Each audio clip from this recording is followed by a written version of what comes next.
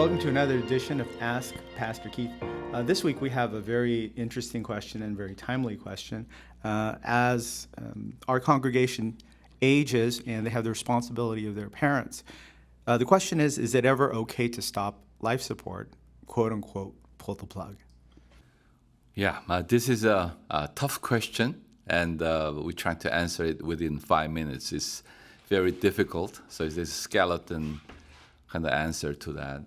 Number one, we have some boundaries. Number one is life is sacred. Lord God is the owner of our life. Number two is that how do we define life? How do we understand life to be? Precisely because the medical advances outpaced bioethics and even some part of theology, because this is kind of gray part of theology. And another thing is there are other limiting factors in that we are not living in a perfect world. We have limiting factors like economy and the availability of, the medical supplies and whatnot. So with all that, we are not talking about general euthanasia. We are talking about just a life support issue here. When is it ever okay? As I said, number one is life is sacred. He is the Lord. However, number two, how do we then understand life? Is it just biologically having a pulse? Or how about dead brain dead, and not having the brain waves and things like that nature? Is that a life? Or is life limited in brain function? Is a spirit more than just that? So there are a whole bunch of questions we can go by, and Catholics in general come up with this bioethics. Is it natural? And I don't think that serves as a qualifier anymore, because from the very beginning, if somebody has an infection in the limb, hundreds of years ago, they have to just amputate it to save the life, and that was not natural either. That's very invasive. So if the qualifier is being invasive, and then is a ventilator then invasive method or not? It becomes a very sticky question in many ways. So bottom line is, what's a vital sign, and especially brain wave. There are some people who are, brain dead, and there's no way of bringing them back to life.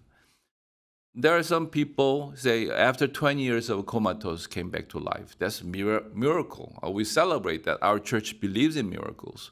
And yet, the normal pattern of life cannot be, dependent upon miracle alone. If it happens every day, it's not a miracle.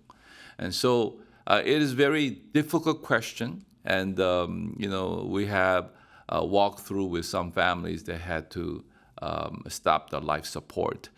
And it's a very painful decision. And no matter what, the families have incredible guilt as they're doing it. And so as a pastor, more than theological, academical theology, as a pastor, I approach this a little bit differently. And number three boundary issue was that there is a question of economy, right? Can the family support that, right?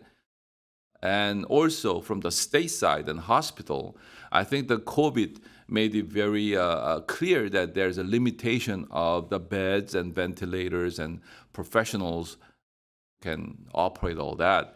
And should we lock down that resources for a person in this state of being very difficult to come back, while there are people who can be easily treated and come back to normal life?